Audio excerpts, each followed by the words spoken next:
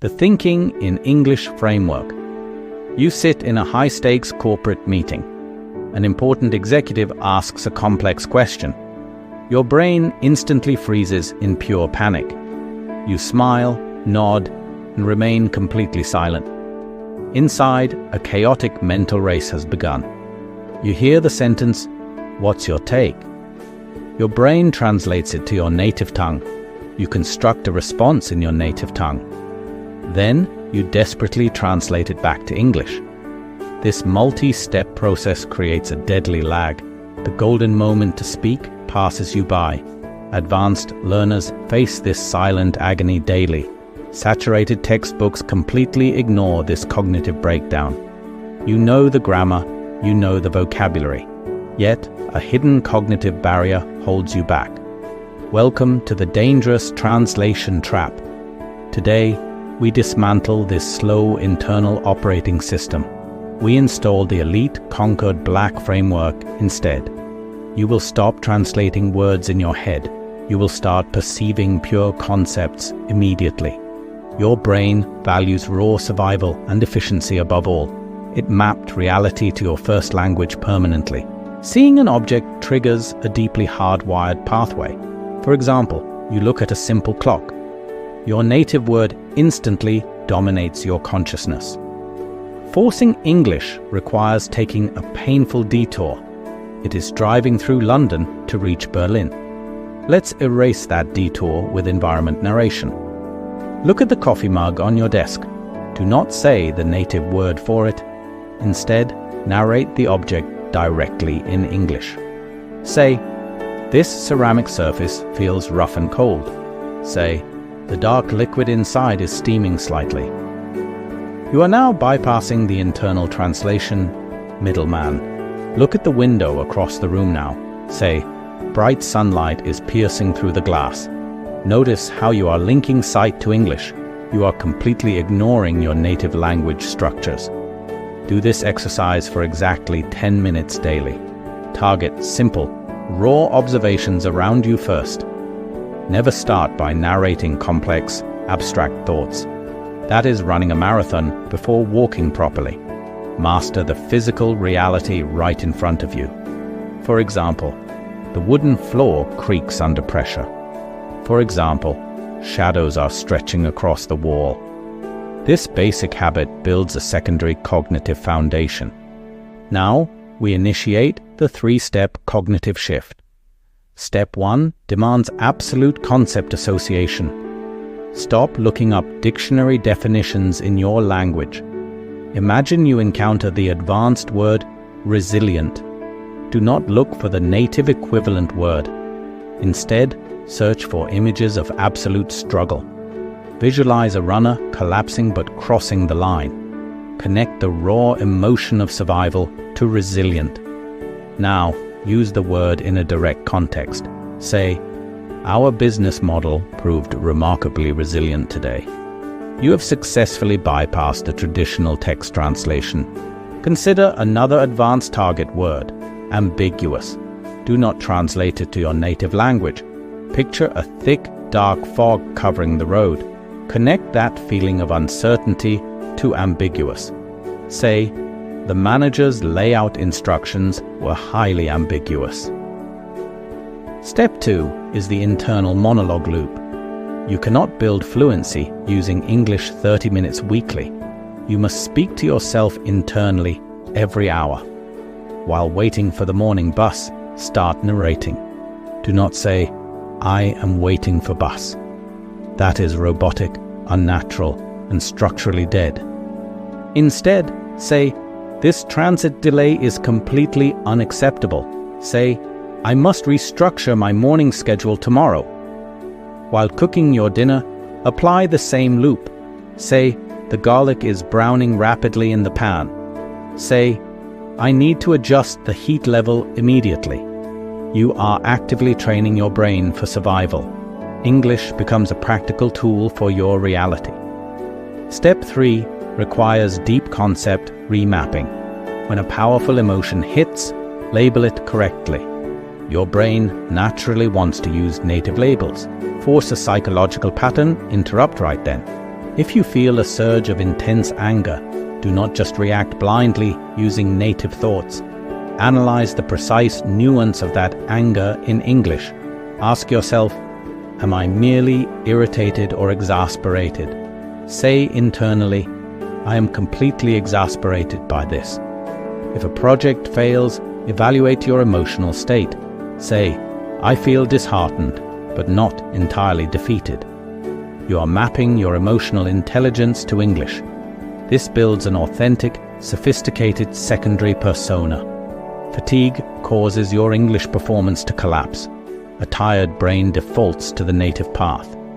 We combat this fatigue using function chunking tactics. Stop building every single sentence word by word. Do not calculate, I want to know if. That micro-calculation causes severe stuttering. Instead, deploy a pre-installed automatic structural chunk.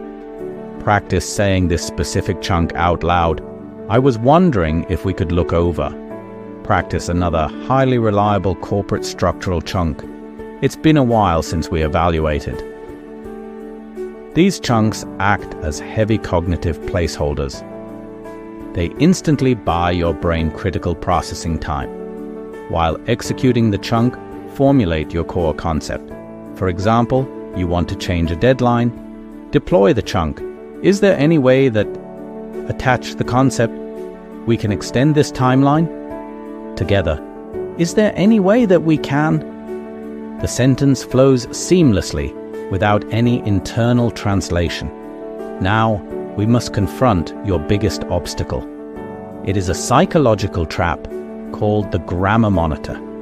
You stop mid-sentence to fix a tiny mistake.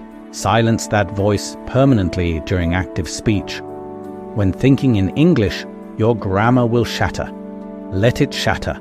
The stream must keep moving. If you make a mistake, do not stop. For example, you accidentally say, "He go yesterday." Do not freeze, apologize, or repeat the word. Simply adjust your next sentence to show mastery. Say, "He went there to finalize the contract." Maintain the fluid stream of air at all costs. The internal monitor is what truly kills fluency. Give yourself absolute permission to speak imperfectly first. Let's apply this to a corporate boardroom setting. A colleague proposes a highly flawed marketing strategy. Your native thought is blunt. This will fail. Translating that directly sounds aggressive.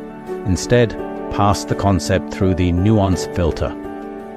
Deploy an elite Concord Black structural phrase chunk.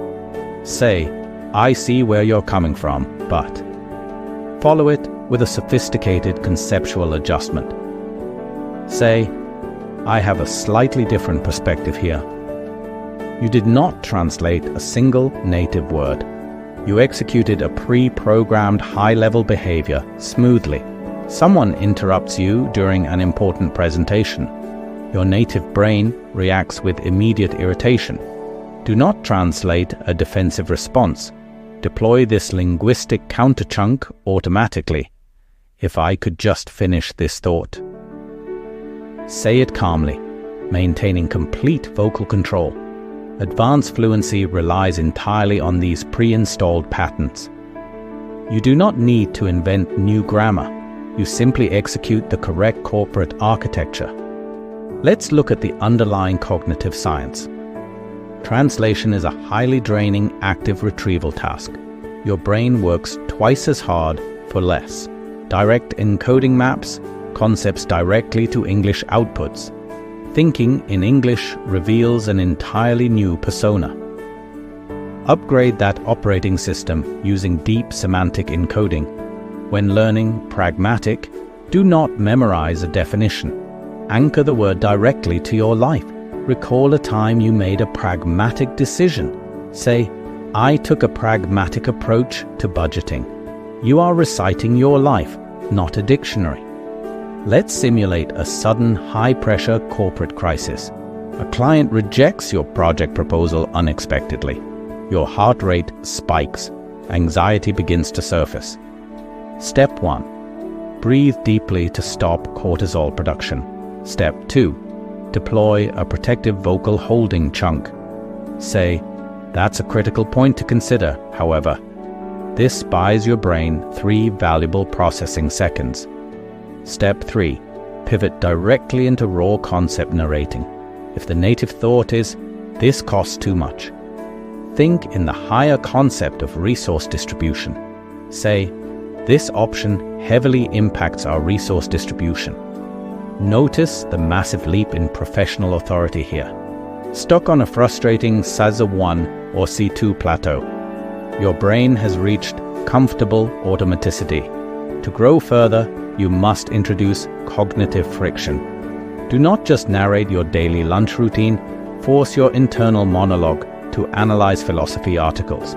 Attempt to explain complex global economic fluctuations internally. Find your specific zone of proximal development daily. Fluency is a daily exercise, not a destination. You are no longer merely an English learner. You are a professional refining an elite craft. Stop waiting for an external authority to validate. Take absolute cognitive ownership of your language now. Commit fully to the 7-day cognitive reset. Force the internal monologue loop every single hour. Let's review the essential core takeaways today. 1. Eliminate the translation loop completely. 2. Use environment narration to bind your reality. 3. Execute the complete 3-step shift daily. 4. Deploy function chunking to protect mental energy. Most will watch this and change absolutely nothing. Do not be the average passive consumer. Retrain your neural pathways with conscious effort. I challenge you to respond in the comments. State your primary professional goal strictly in English. Subscribe to Concord Black for advanced strategic frameworks. Stay incredibly sharp, focused, and keep thinking internally. I will see you in the next masterclass.